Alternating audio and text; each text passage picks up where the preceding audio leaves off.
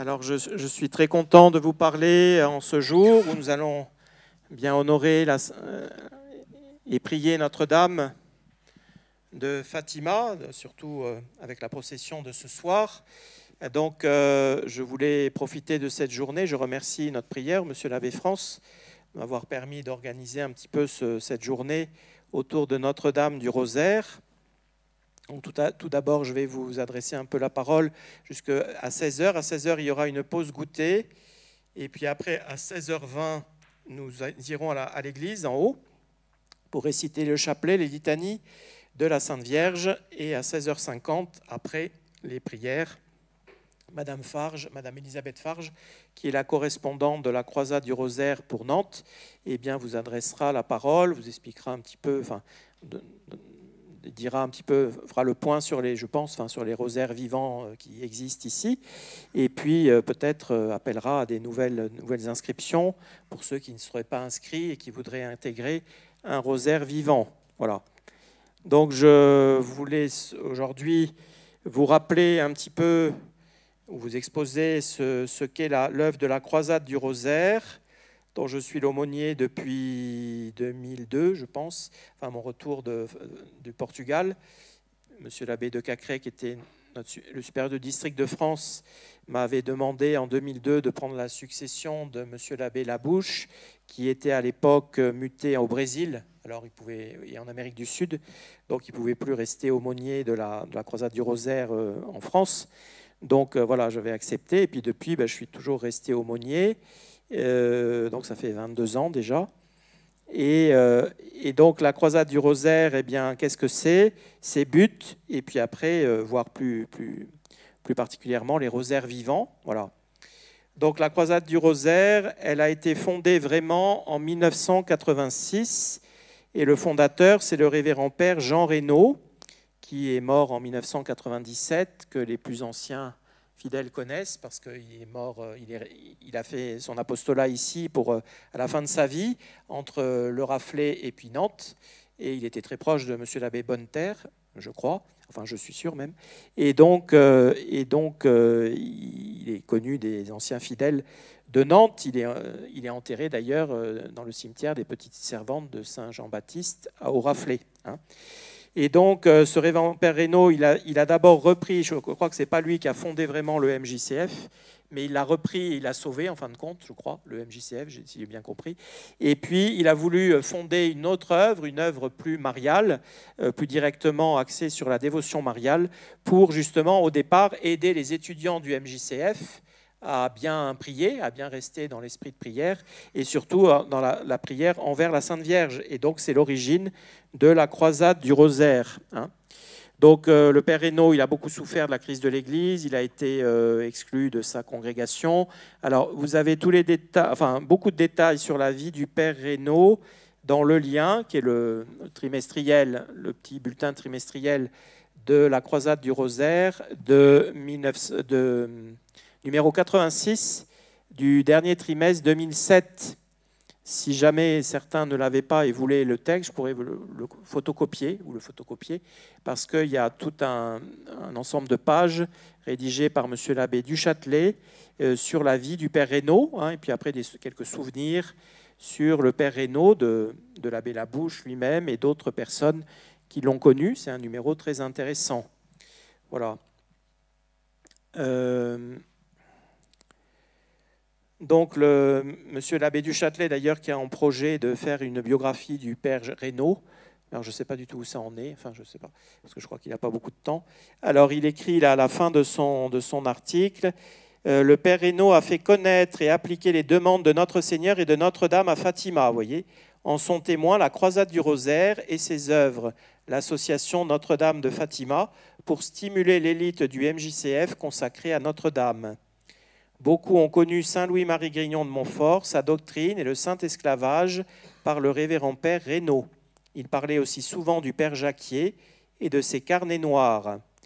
Carnet noir où le père Jacquier écrit des très belles choses sur la Sainte Vierge. Il répétait les paroles d'un autre membre de sa congrégation, le révérend père Bélanger, « Semez des Ave Maria et vous récolterez des saints ». À Notre-Dame de la Salette, à Paris, il invitait des jeunes à faire le tour du quartier en priant le chapelet et en répandant des médailles miraculeuses. Voilà, c'est un petit peu ce que font aujourd'hui les membres de la Légion de Marie, vous voyez, qui vont visiter les quartiers, les maisons, et puis donnent des médailles miraculeuses, des images, etc.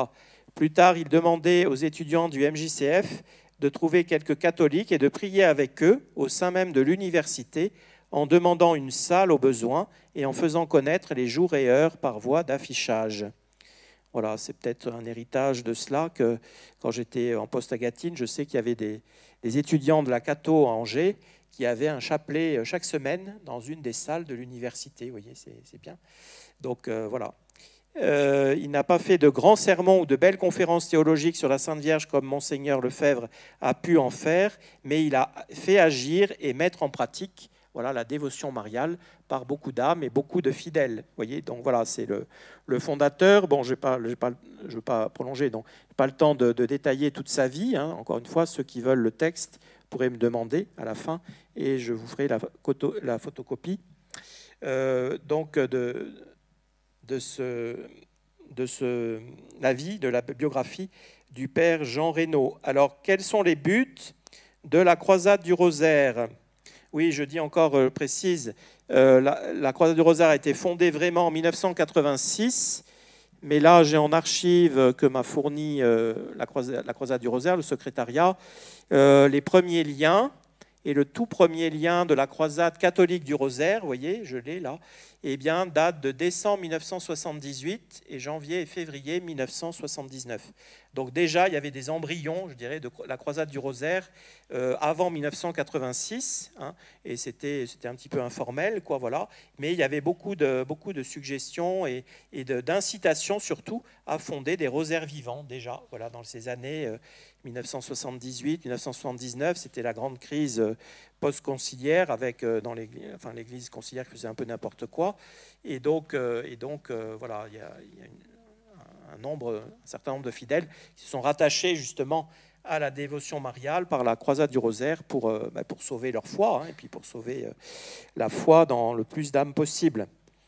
Donc, quels sont les buts de la croisade du Rosaire ? Eh bien, c'est de répondre aux demandes de Notre-Dame de Fatima spécialement, alors en incitant à la fidélité à son chapelet quotidien, voyez.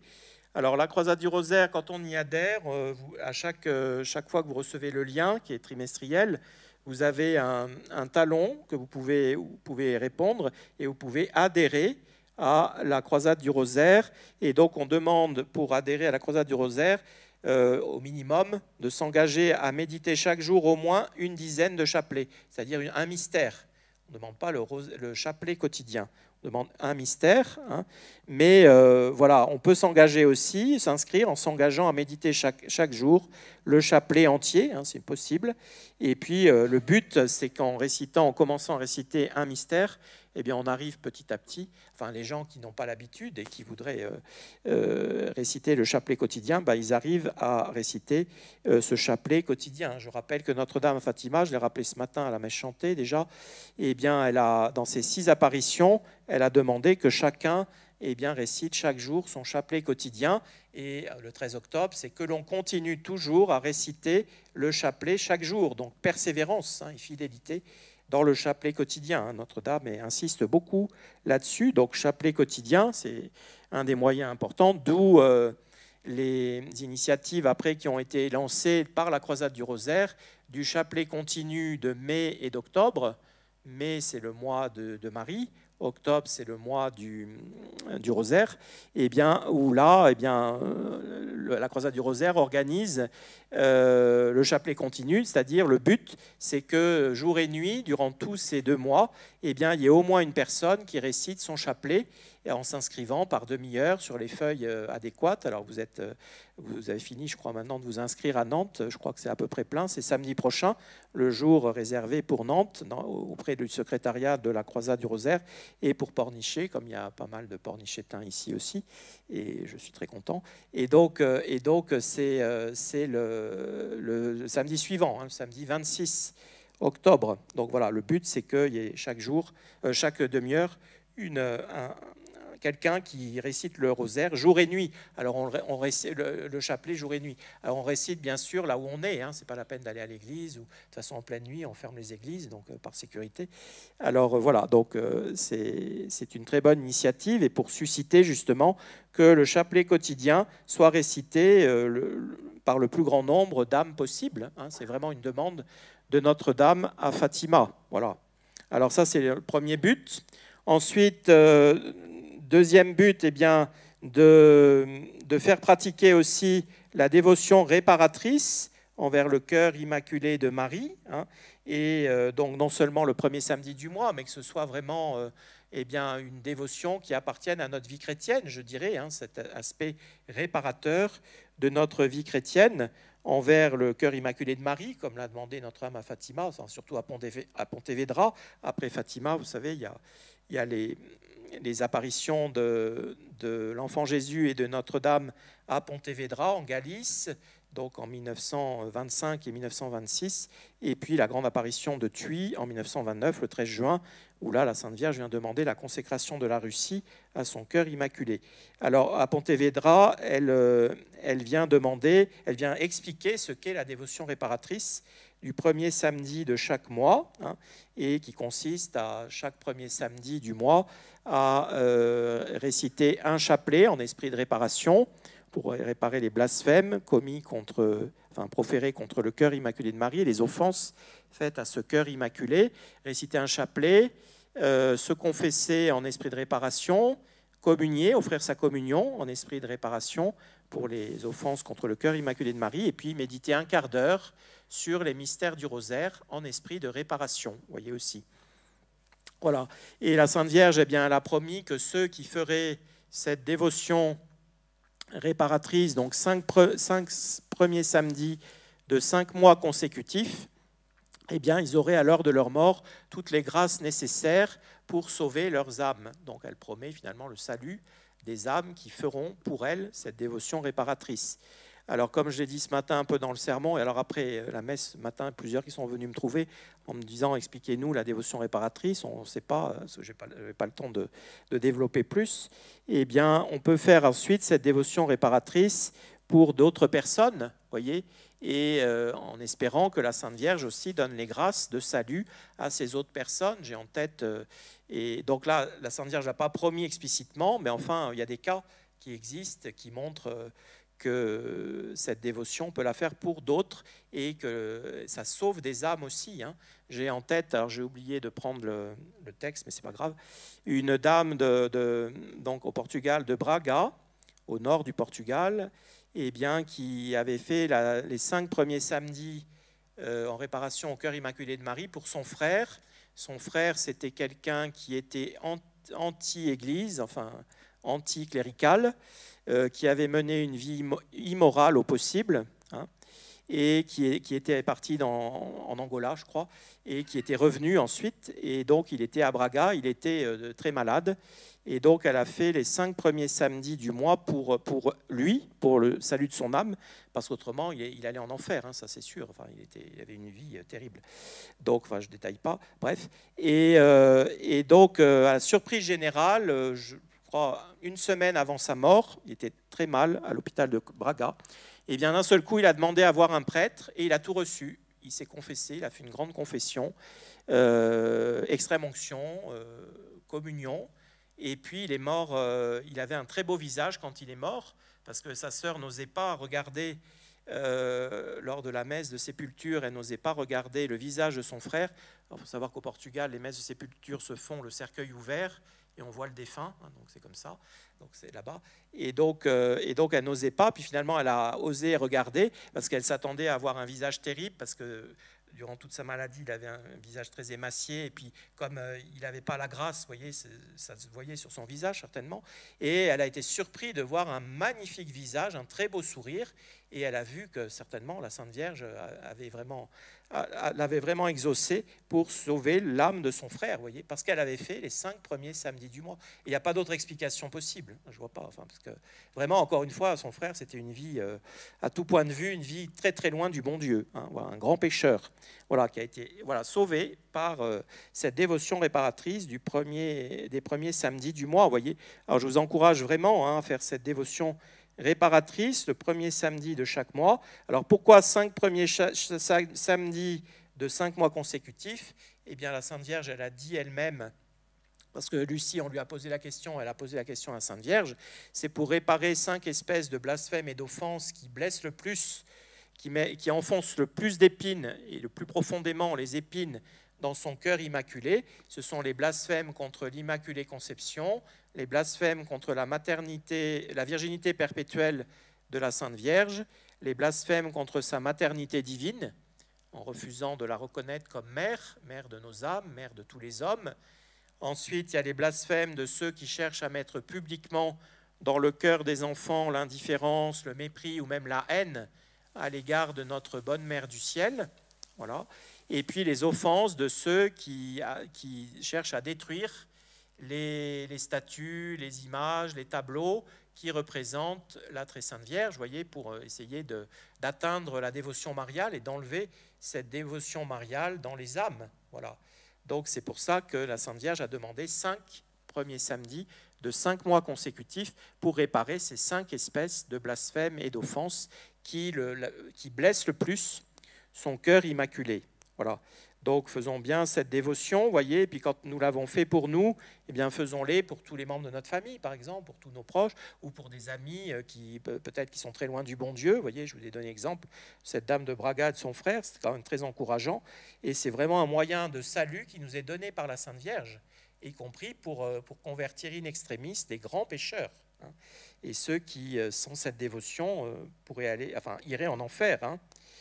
Voilà, donc et puis d'avoir cet esprit de réparation, vous voyez, de réparation pour les péchés commis contre les 5 cœurs de Jésus et de Marie, et donc d'esprit de sacrifice aussi. Et ça, c'est pas que le premier samedi, ça doit appartenir, ça doit faire partie de notre vie chrétienne, hein, et savoir offrir les sacrifices chaque jour que nous avons, les croix du jour, ou voilà. Toutes ces choses qui viennent un petit peu mettre la croix dans notre vie, hein, les offrir bien en sacrifice, en réparation, et pour demander la conversion des pauvres pécheurs. Voilà. Et ensuite, prier aussi, faire des prières pour la consécration de la Russie au cœur immaculé de Marie, hein, qui n'a toujours pas été faite conformément aux conditions que Notre-Dame voulait poser, hein, pour bien faire cet acte de consécration de la Russie, c'est-à-dire que cet acte de consécration de la Russie au cœur immaculé de Marie doit être fait par le pape, qui aura ordonné à tous les évêques de s'unir à lui dans cet acte. C'est un acte de réparation et de consécration de la Russie, d'après ce que Lucie a expliqué. Et le pape, si vous voulez, il faut bien comprendre, hein, le pape parce que ça va se faire un jour, c'est sûr. Sœur Lucie, elle a dit, c'est sûr, elle va se faire cette consécration un jour. Il faut prier pour cela. Alors le pape qui fera cette consécration, ce sera un pape qui aura mis toute sa confiance dans la Sainte Vierge et dans la puissance d'intercession de la Sainte Vierge, et qui ordonnera, donc utilisera son autorité suprême pour ordonner à tous les évêques du monde catholique, donc tous les évêques catholiques, eh bien de s'unir avec lui dans cet acte de consécration. Donc ça implique un pape qui est très marial et qui s'en remet totalement à la Très Sainte Vierge. Bon, depuis le Concile Vatican II, on n'a jamais eu de pape comme ça. Il faut dire clairement les choses. Les papes, depuis le Concile Vatican II, ont tout fait sauf d'obéir aux demandes de la Sainte Vierge dans ses différents messages. Et donc prions pour cela, hein, soit que le pape actuel se convertisse, il a besoin pour faire ça d'une très grosse conversion, mais rien n'est impossible à Dieu, ou bien que le pape suivant le fasse. Voilà. Bon, ça va se faire un jour, hein, il faut demander cela. Et vous voyez, si le pape, eh bien, il fait cet acte de confiance en remettant vraiment toute l'Église finalement, et en faisant cet acte dans les mains de la Sainte Vierge, eh bien la Sainte Vierge répondra en restaurant l'Église, en mettant fin à cette crise, en restaurant l'Église, en restaurant d'abord l'autorité du pape, l'autorité suprême du pape, puis des évêques, etc. Et c'est comme ça, sans doute, que reviendra, que l'Église se remettra d'aplomb, quoi, debout. Hein. Et puis, en plus, la Russie se convertira, et de là partira une vague de conversion sur tout le monde entier, certainement, voyez-vous. Et puis, il sera donné un certain temps de paix au monde aussi. Il y aura la paix pendant un certain temps, ce qui n'est pas du tout le cas dans notre pauvre monde actuel. Hein. Il suffit de voir l'actualité chaque jour. Je ne vous raconte pas plus. Hein. L'Ukraine, la Palestine, le Proche-Orient, etc. À feu et à sang, tout ça. Et même dans nos pays ici, c'est de la violence partout, c'est les dégradations, c'est l'insécurité omniprésente, etc. Il n'y a plus de paix, hein, parce qu'il n'y a plus de prière, il n'y a plus de chapelet, et il n'y a plus on ne s'adresse plus à la reine de la paix, qui est la très sainte Vierge. Alors, comment voulez-vous qu'il y ait la paix? Voilà. Donc, prions bien aussi, hein, et faisons des prières ferventes pour hâter le moment de la consécration de la Russie au cœur immaculé de Marie. Voilà, donc les buts de la croisade du rosaire. Et puis, dernier but, et sur lequel je vais insister un peu plus, eh bien, c'est d'encourager à développer des rosaires vivants, vous voyez. Et cela, c'est sur le modèle de Pauline Jaricot, c'est la fondatrice de l'œuvre des rosaires vivants à Lyon en 1826. Pauline Jaricot a fondé, après avoir fondé l'œuvre de la propagation de la foi, qui est une très belle œuvre, hein, pour venir en aide aux missions. Elle a eu l'idée de demander à tous ceux qui adhéraient à cette œuvre 1 sou par semaine, une petite pièce de monnaie, hein, chaque semaine, que chaque adhérent donnait pour les missions. Et donc, voilà, cette œuvre de la propagation de la foi, elle a donné naissance après à toute la propagation de la foi qui a été organisée par l'Église. Et ça a été une œuvre immense, alors qui a échappé très vite à Pauline Jaricot, parce qu'il y a eu des gens pas très clairs, enfin pas très honnêtes, qui ont pris la direction de l'affaire, etc. Mais bon, après, en tout cas, ça a été repris par l'Église. Et donc, elle a fondé déjà cette œuvre très missionnaire en faveur des missions. Et puis ensuite, elle a eu cette lumière de fonder les rosaires vivants en 1826. L'œuvre de propagation de la foi a été fondée par Pauline Jaricot en 1817 et l'œuvre du rosaire vivant en 1826. Alors, qu'est-ce que c'est le rosaire vivant? Eh bien, elle a eu l'idée de rassembler les chrétiennes à l'époque, parce qu'à l'époque, les rosaires, c'était pas du tout, le chapelet n'était pas récité par les hommes, c'était une affaire de femmes. Et pratiquement pas d'hommes, on ne sait pas pourquoi, enfin les hommes sont d'ordinaire moins pieux que les dames, malheureusement, mais enfin, c'est pas la même piété en tout cas. Enfin, voilà. Et donc là, il y avait, alors donc, elle avait l'idée de rassembler, vous voyez, les chrétiennes par 15, et puis de demander que chacune de ces 15 personnes récite un mystère du chapelet, du rosaire chaque jour. Et donc comme ça faisait le rosaire entier qui était récité chaque jour par ces 15 personnes, chacun récitant un mystère. Et donc, mais ce qui est important de comprendre, c'est qu'ainsi, eh bien, les personnes qui étaient agrégées au rosaire vivant, elles avaient le bénéfice, enfin les fruits du rosaire entier, alors qu'elles ne récitaient qu'un mystère de ce rosaire, vous voyez. Et donc, en plus, la prière récitée en commun, eh bien, plaît davantage au bon Dieu, vous voyez. Là, c'est Saint Louis-Marie Grignon de Montfort qui le dit. Je vais vous lire ce qu'il le dit dans le secret admirable du très saint rosaire. Alors, la 46e rose, le numéro 132.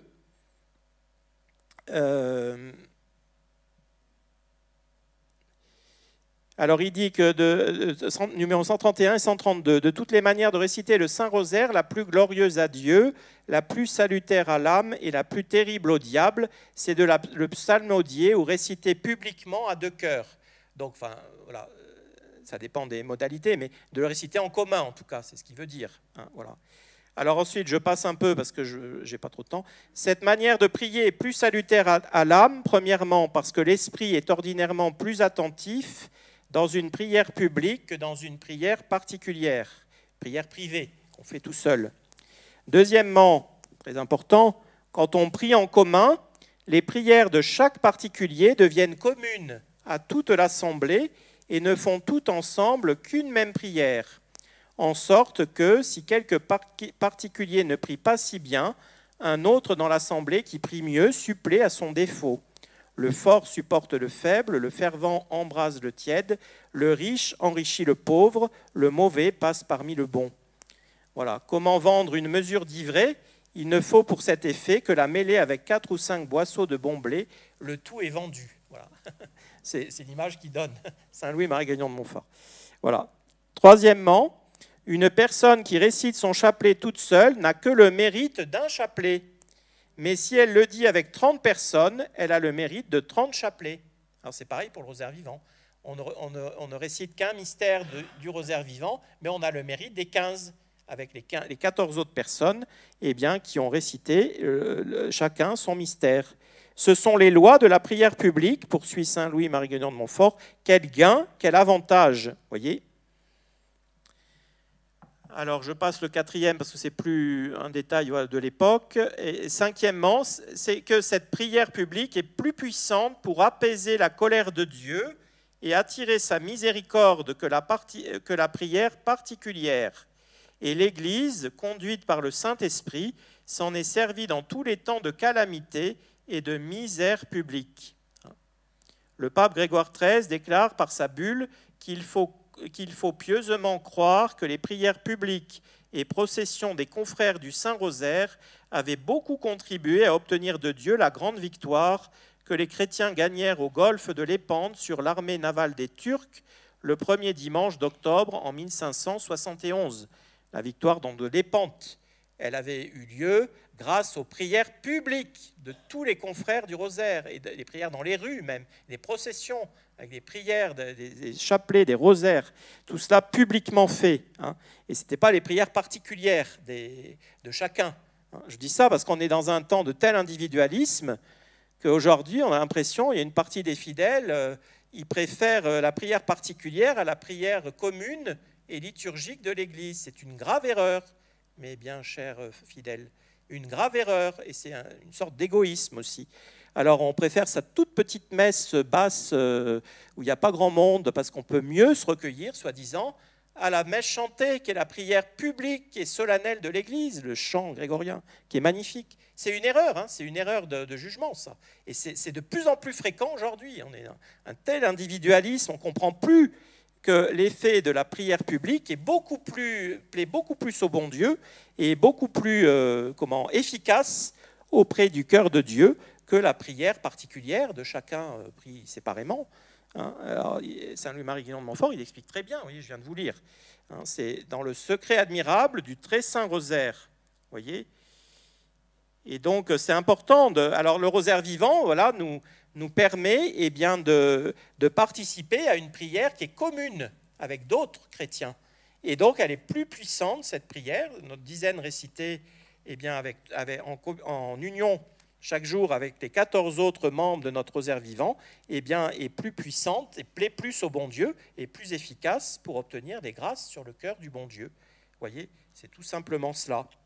Alors, Pauline Jaricot, il y a des très bons textes qui sont publiés dans ce livre édité par Le Thielleux, qui s'appelle Le Rosaire vivant, vous voyez, Pauline Jaricot. Et donc, il y a beaucoup d'extraits sur le rosaire vivant. Et donc, elle explique bien les choses. C'est très intéressant, vous voyez. Qu'est-ce que je voulais vous lire? Faites attention à l'heure aussi, parce que... J'avais entendu parler des admirables effets du Saint-Rosaire et j'espérais que s'il m'était possible de ranimer cette dévotion dans la France, elle calmerait le courroux du ciel et produirait dans les âmes des fruits de vie. Mais le prétexte me manquait, la divine bonté daigna enfin me le fournir en inspirant à l'un des plus fidèles serviteurs de Marie de me proposer de former une petite société dont le but serait de répandre des objets de dévotion. Ce fut alors, ô mon Dieu, que vous me donnâtes l'idée de profiter de cette occasion pour organiser le rosaire vivant. Voilà, et donc elle va organiser cela. Elle avait un esprit d'organisation extraordinaire, Pauline Jaricot, tant pour la propagation de la foi que pour le rosaire vivant. Alors ensuite, elle explique comment comment elle va... Alors, attendez. Oui, elle explique dans une autre lettre, cette fondation. Trop généralement, depuis longtemps, cette dévotion était laissée aux dévotes de profession, encore à condition qu'elles fussent vieilles ou n'eussent rien à faire, ce qui était un préjugé très faux. Vous voyez, le rosaire, c'est une question de vieilles femmes presque au bord de la mort et puis qui n'ont plus rien à faire, etc. Bon, voilà, c'est encore courant aujourd'hui, malheureusement, hein, même dans les milieux chrétiens et traditionnels. Depuis longtemps, le mal croissait, la dévotion n'osant plus se montrer, restait dans chaque bonne âme comme un feu caché sous la cendre. Parmi les moyens à prendre, il fallait s'attacher à ceux que le ciel lui-même avait présentés comme étant les plus capables de fléchir son juste courroux, d'attirer le plus de grâces sur la terre, d'obtenir le plus de ces grâces qui brisent les cœurs d'un salutaire repentir et changent les hommes. Le rosaire présentait excellemment tous ces avantages. Mais l'important et le plus difficile, c'était de faire agréer le rosaire à la masse des gens, et le petit peuple spécialement. Ces difficultés, j'ose le dire, insurmontables et cependant nécessaires à vaincre, firent éclore le mode du rosaire vivant. Voilà, le rosaire vivant, poursuivait-elle, est pour le commun des fidèles, et comme on les appelle dans mon pays les chrétiens à gros grains, c'est-à-dire les chrétiens qui en prennent large avec les obligations religieuses, ils sont chrétiens comme ça, ils sont baptisés, bon, pas trop pratiquants, et puis pas trop priants, quoi, ou très peu priants. Les chrétiens à gros grains, ils les appelaient, bon, enfin dans le pays de Lyon, ils s'appelaient comme ça, afin de les amener à Marie par des liens de rose. Vous voyez, c'est beau, hein? Alors ensuite, elle livre son expérience personnelle. Quant à moi, je pourrais dire de la dévotion du rosaire ce qui est attribué à la sagesse. Tous les biens me sont venus avec elle. Elle s'est convertie, hein, Pauline Jaricot, elle menait une vie un peu mondaine, disons, assez mondaine même dans sa jeunesse, et puis elle s'est convertie. Hein, donc après, voilà, tous les biens lui sont venus, les biens spirituels, par le rosaire, vous voyez. Par elle, donc la dévotion du rosaire, j'ai compris que l'humiliation du cœur et la prière fondée sur la confiance envers les mérites du Fils de Dieu étaient les seuls moyens d'établir le règne de la paix dans une âme. Par elle, mon esprit s'est plus spécialement détaché de tous les raisonnements de la sagesse des hommes pour ne plus espérer de salut pour l'univers que dans les mystères de la vie et de la mort d'un Dieu fait homme et victime de sa charité. Par la vertu du Saint-Rosaire, mon cœur a osé unir sa voix à celle d'un Dieu sauveur, dont les larmes, la pauvreté, les souffrances n'ont cessé de faire retentir les demandes du Pater. Voilà. Alors, elle poursuit, ce moyen, par la nouveauté de son mode, semblait venir au secours de la faiblesse de vos enfants et rajeunir l'antique et solide dévotion du rosaire. Avec la dénomination de rosaire vivant, bientôt le rosaire de Saint-Dominique parut une nouvelle et gracieuse dévotion, et ce précieux remède ainsi présenté fut reçu avec empressement. Dès lors commença pour la France une nouvelle série de prodiges et de grâces. Et donc, elle va organiser les rosaires vivants. Et voilà ce qu'elle dira un peu plus tard, dans une lettre un peu postérieure. C'était quelque chose de rendre par là cette pratique facile à la multitude. C'était quelque chose d'obtenir que des gens qui ne savent ce que c'est que de méditer voulussent consentir à se représenter pendant l'espace du temps nécessaire pour dire un pater, dix ave et un gloria patri, un des mystères du divin Rédempteur et de sa très sainte mère. Le regard de ces cœurs sur un des mystères de la vie de notre Seigneur pendant 1 minute faisait 1 demi-heure par mois de méditation sur ce divin Jésus qu'on ne peut regarder sans que la terre du cœur de l'homme s'échauffe, se vivifie et produise quelques fruits de salut. Voilà une des fins du rosaire vivant. Vous voyez, c'est très bien dit, hein. La terre du cœur de l'homme s'échauffe, se vivifie et produise quelques fruits de salut. C'est l'un des résultats, un des fruits du rosaire. Hein. Voilà, ce zèle, cette ardeur, l'amour de Dieu et dans le zèle pour faire du bien aux autres, aux prochains. Voilà, alors elle fixe des buts au rosaire vivant.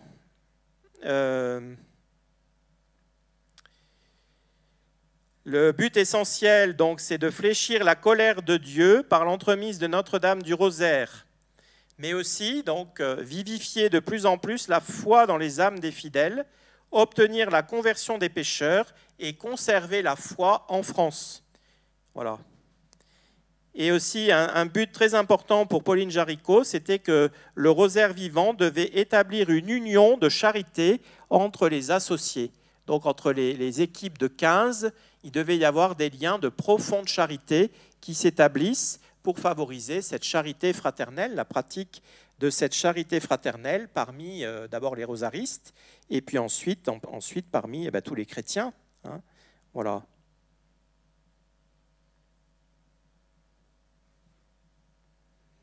Alors elle répète dans une autre lettre la fin essentielle de l'association, la conversion des pécheurs, la conservation de la foi en France et l'exaltation de la Sainte Église dans tout l'univers.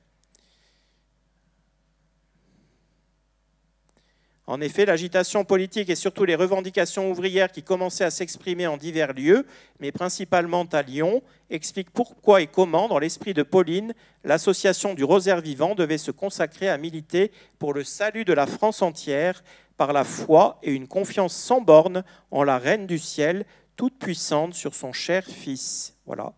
Donc, d'où voilà, ces buts du Rosaire vivant. Hein. Alors,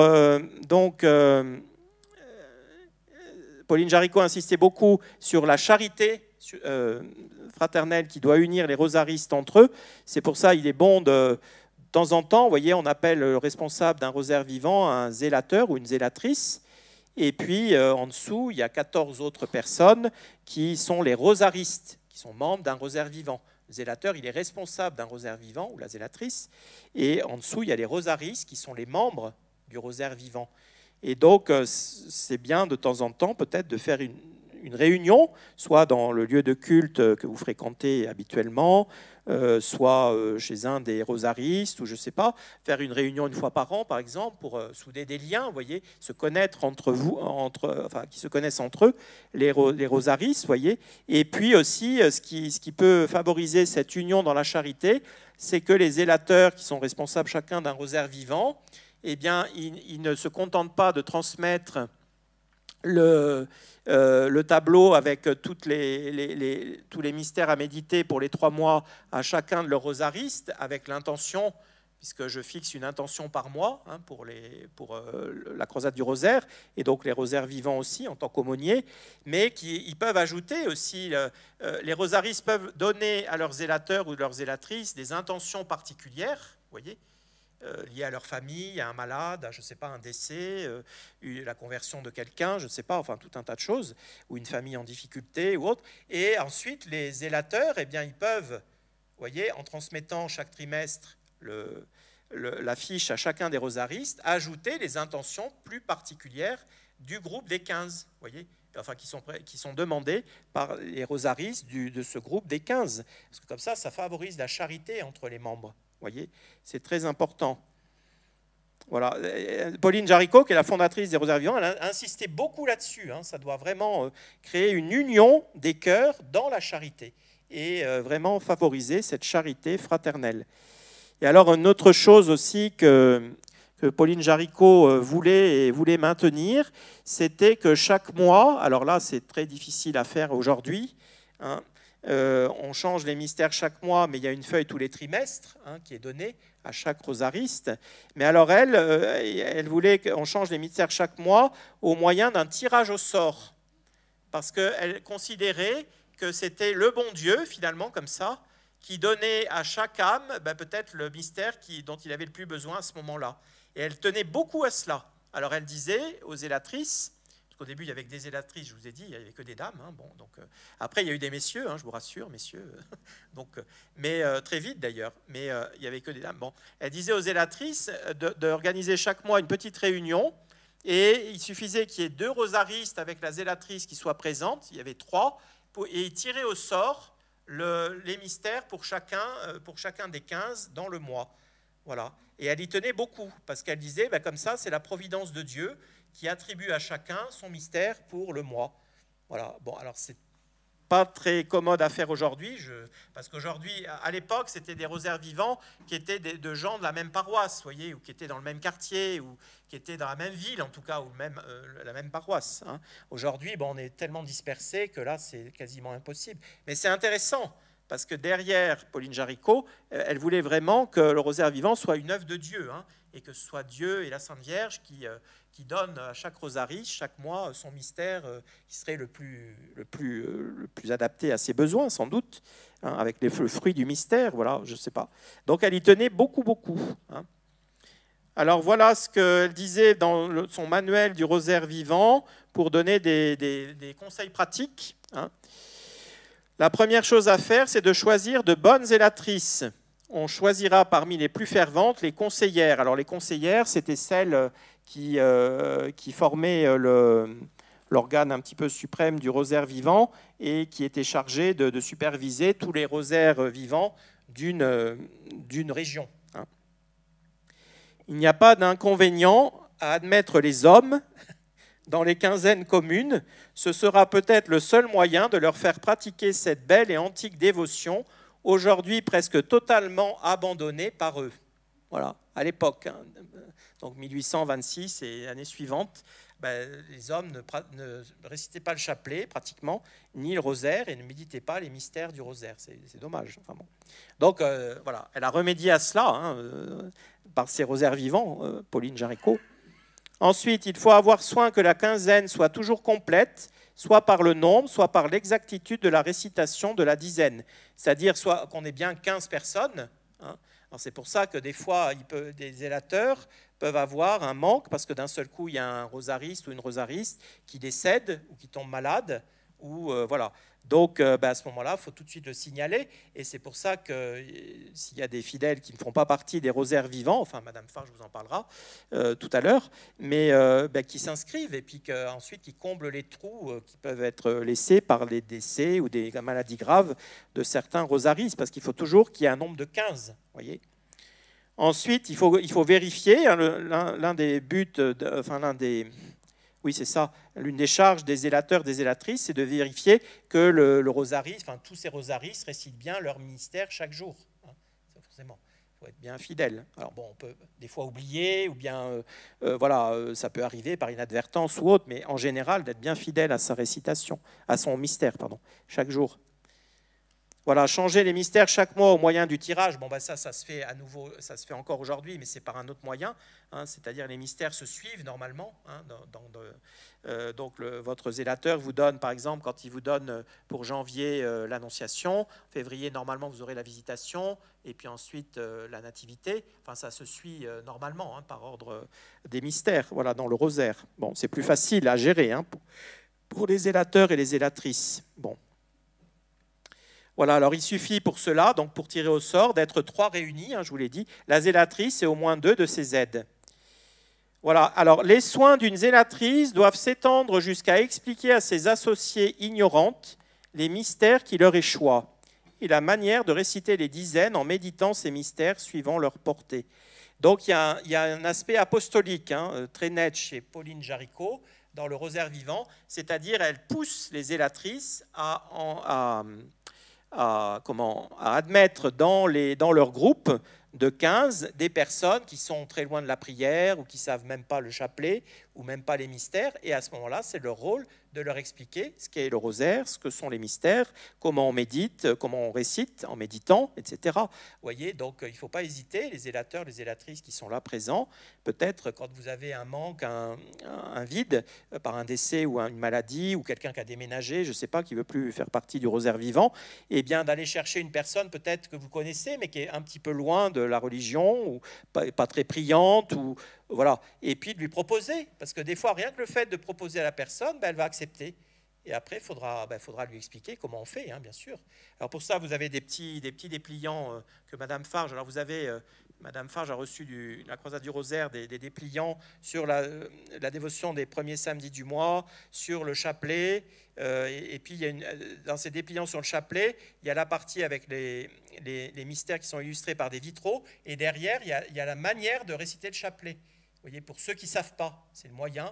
ils ont tout. Ils ont toutes les prières du chapelet avec le schéma d'un chapelet, et puis où est-ce qu'on récite, sur quel grain on récite le Notre Père, les Je vous salue Marie, etc.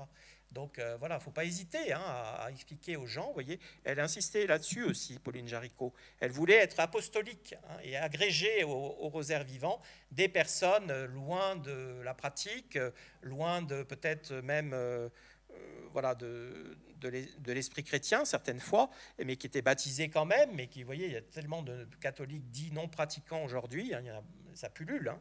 Et donc, il ne faut pas hésiter voilà, à aller vers eux, et puis leur proposer de faire partie d'un rosaire vivant. Bien souvent, ce sera le début pour eux d'une nouvelle vie, d'une vie beaucoup plus chrétienne, et qui les amènera après au sacrement. Vous voyez, voilà. Donc, il faut aller par étapes. Hein, avoir cet esprit toujours apostolique. Hein, ne pas avoir peur, hein, parce que quand on est avec la Sainte Vierge, on n'a jamais peur, hein, de toute façon, parce qu'elle est toujours à nos côtés.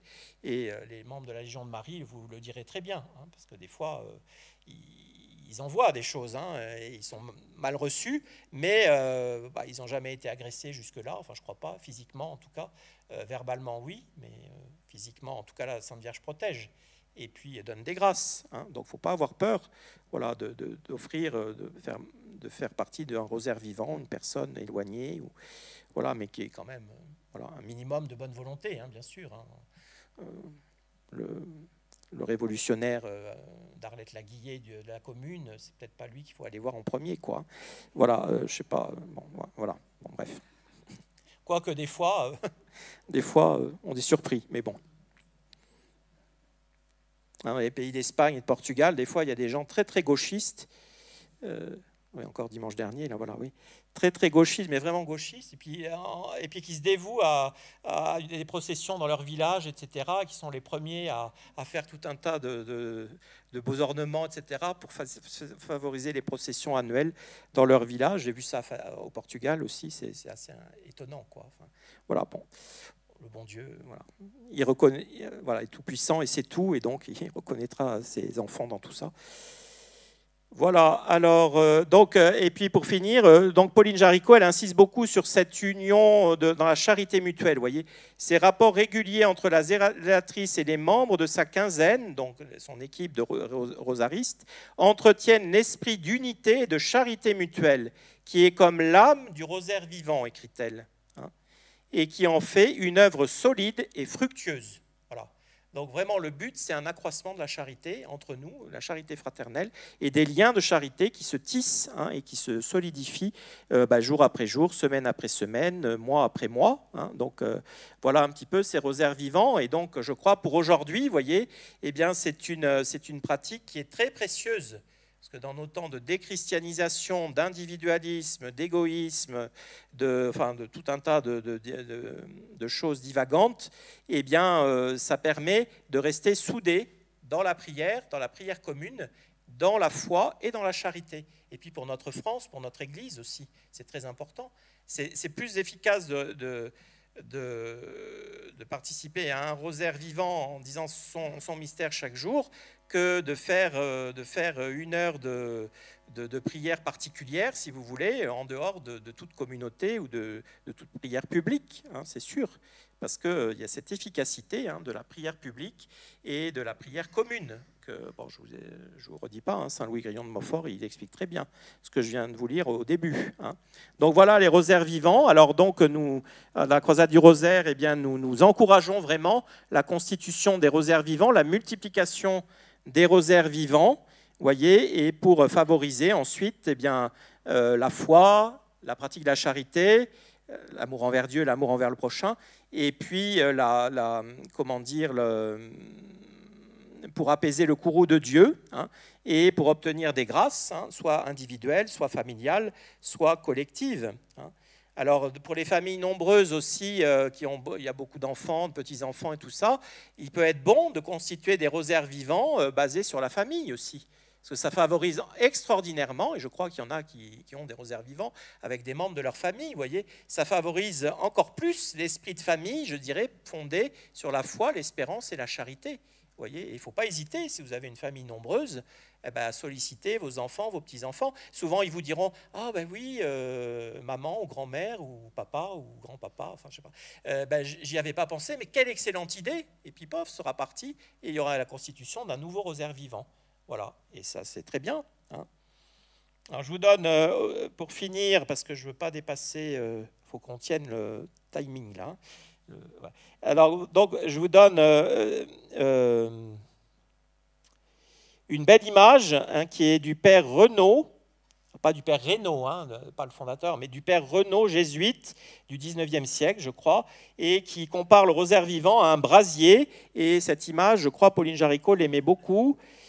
Je suppose 15 charbons, un seul allumé, 3 ou 4 le sont à demi, et les autres pas du tout. Rapprochez-les, c'est un brasier. Il a suffi de les rapprocher, mais c'était nécessaire. Et si vous les séparez, que seront-ils? Voilà le rosaire vivant. C'est-à-dire une âme apostolique, généreuse, pleine de foi et de charité, etc., qui va proposer à 14 autres personnes, alors c'est le charbon allumé, hein, elle va proposer à 14 autres personnes plus ou moins près de Dieu ou éloignées de Dieu, voilà, et bien de s'unir à elle pour constituer un rosaire vivant. Et bien au bout d'un moment, le charbon allumé, il va embraser tous les cœurs des 15, enfin des 14 autres. Vous voyez, c'est ça, hein, c'est comme le brasier avec un seul charbon au départ, et puis les 14 autres, ils s'allument petit à petit. Hein. Alors, avoir ce grand esprit apostolique hein, en participant au rosaire vivant, de conquête spirituelle et même de conversion. Hein. Et puis, voilà, il faut bien continuer hein, dans vos rosaires vivants. Alors, une précision, surtout ici à Nantes, voilà, je vois Madame Pilar au fond, elle s'est occupée des rosaires vivants à un moment. Et donc, il y a eu un gros problème à un moment ici à Nantes. Moi, j'en ai entendu parler au début quand j'ai repris l'aumônerie de la croisade du rosaire. C'est-à-dire, il y avait une dame qui s'appelait Madame Quillery, ou Quillery, je ne sais pas comment on dit, et donc qui avait constitué des rosaires vivants, mais elle en avait 12, ou je ne sais pas combien, enfin un nombre énorme. Elle était toute seule à les gérer. Et voilà que cette dame, eh bien, elle a, en quelques mois, je crois, elle a été emportée par une maladie assez rapide. Et nous avons absolument perdu toutes les listes des rosaires vivants de cette dame. Tout a été absolument perdu parce qu'il n'y avait pas, les membres de sa famille n'étaient pas fidèles chez nous, et donc nous n'avons rien pu récupérer. Et ça a été une très grande galère, hein, je crois, pour récupérer. Alors il y avait en plus des gens, si j'ai bien compris, dans tous les points de la France, où enfin, c'était assez éparpillé. Et alors monsieur et madame Pilar ont eu beaucoup de mal. Et donc il y a eu beaucoup de rosaristes qui sont partis dans la nature comme ça. Il y avait sûrement des gens qui n'étaient pas des fidèles d'ailleurs et tout. Voyez. Alors ne jamais faire ça. Et monsieur Duverger, qui a longtemps été le président de la croisade du rosaire jusqu'à sa mort, hein, le père des abbés, et donc il insistait beaucoup. Hein, après cet épisode-là de Nantes, il disait exiger des correspondants de la croisade du rosaire, c'est-à-dire les correspondants. Ici, c'est Madame Elisabeth Farge, donc ils font le lien entre le secrétariat de la croisade du rosaire et les prieurés, voyez, voilà, pour décharger un peu le prieur, parce qu'il y a déjà beaucoup de tâches. Et donc, eh bien, encourager les correspondants à bien inculquer dans l'esprit des zélateurs, des zélatrices, qui ne doivent s'occuper que d'un rosaire vivant chacun. Il faut un rosaire vivant par zélateur ou zélatrice, pas 36. Parce qu'autrement, ben, vous disparaissez et puis tout risque d'être perdu, comme ça s'est passé ici à Nantes. Hein, vous voyez, il y avait 12, peut-être même 15 rosaires vivants, on ne sait pas trop. Il y avait énormément, elle s'occupait de manière très, très, avec bonne volonté, cette dame, hein, certainement. Elle a gagné beaucoup de grâce et de mérite, mais enfin, ce n'était pas prudent parce que, vous voyez, après tout s'est perdu, quoi. C'est dommage. Hein. Alors voilà, quand vous constituez un rosaire vivant, surtout la règle, c'est que vous n'avez que 14 personnes, 15 avec vous. Et puis après, si vous voulez constituer un autre rosaire vivant, ben vous chargez une autre personne de ce deuxième rosaire vivant. Et ce n'est pas vous. Alors la correspondante, après, elle chapeaute tout et elle fait le lien avec la secrétariat, la croisade du rosaire, c'est autre chose. Mais Madame Farge, elle n'a qu'un rosaire vivant à s'occuper elle-même. Hein. Et après, il y a, je ne sais pas combien il y a de rosaires vivants ici, 6 ou 7, je crois, à Nantes. Et à Pornichet, finalement, il y en a 3 maintenant. Hein, voilà. Il y en a eu un constitué au début de l'année, un nouveau. Et donc voilà, il y a un zélateur ou une zélatrice par rosaire vivant. Voilà, et ça, c'est très important, voilà, de rester bien dans ce principe-là. Je crois que j'ai fini l'essentiel de ce que je voulais dire. On pourrait toujours dire beaucoup d'autres choses, hein, mais bon, voilà.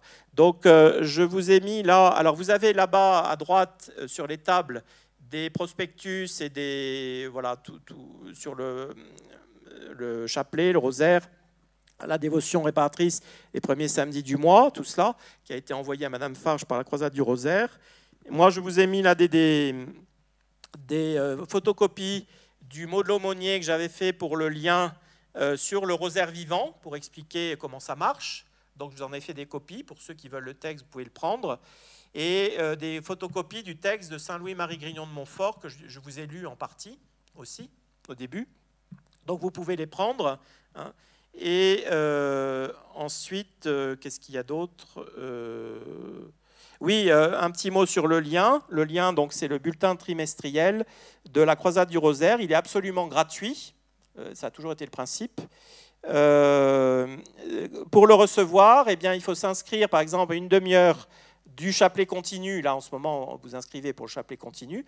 Alors, si vous mettez votre adresse en face de votre nom, après... Alors forcément, après toutes ces feuilles des chapelets continus, on les envoie au secrétariat de la Croisade du Rosaire, et les personnes qui ont indiqué leur adresse, eh bien, le secrétariat vérifie si elles reçoivent le lien. Si elles le reçoivent, bon, bah, elles ne rajoutent pas. Et si elles ne reçoivent pas, elles vont rajouter votre adresse, et comme ça, vous recevrez le lien tous les trimestres, qui contient un texte que j'écris en tant qu'aumônier, un texte du président de la Croisade du Rosaire, qui aujourd'hui est M. Emmanuel Dutertre, qui a remplacé M. René Duverger à sa mort, hein. Et puis après, il y a des intentions aussi que donnent les croisés. Il y a les croisés défunts, la liste des croisés défunts qu'on a su du trimestre précédent. Et puis voilà, un ensemble d'intentions et de considérations aussi, des petites méditations sur les mystères du rosaire, etc. Alors le principe, c'est qu'on veut absolument rester avec cette revue gratuite. Après, ceux qui veulent, ils font des dons, ceux qui peuvent, ils font des dons. Et la Sainte Vierge, elle a toujours pourvu à l'équilibre financier de notre croisade du rosaire. Une année, je m'en rappelle, le bilan financier, il y avait 10 € de bénéfices entre les dépenses et les recettes. Vous voyez, c'est la Sainte Vierge, ça. C'est typique. Et juste, c'était équilibré, juste, et c'est toujours comme ça. On a généralement un peu plus d'avance quand même, par prudence, mais voilà. Et donc, le lien, il tire quand même à 5500 exemplaires. Il est envoyé chaque trimestre à 5500 exemplaires. Et on tient à ce qu'il reste à être envoyé, parce qu'on a des demandes d'envoi par Internet, et on résiste. Voilà, on résiste, on est résistant avec force, et on continue à vouloir les envoyer par poste, parce qu'on considère que par la poste, les gens ils vont recevoir leur enveloppe, ils vont être forcés d'ouvrir l'enveloppe et de commencer au moins à lire, alors que sur Internet, la moitié ne lirait pas et le jetterait à la poubelle, etc. Donc on ne veut pas l'envoyer par Internet. Ça, c'est quelque chose auquel on tient tous dans le bureau de la Croisade, moi le premier d'ailleurs, mais le président aussi, enfin tous, on est unanime pour ne pas vouloir l'envoyer par Internet, et continuer à l'envoyer par poste. Alors ça engendre des frais, hein, forcément, les frais postaux, mais on veut vraiment continuer comme ça. Alors donc, voilà, il est gratuit, hein, si vous voulez le recevoir, vous inscrivez au chapelet continu, vous mettez votre adresse, et puis vous le recevrez comme ça.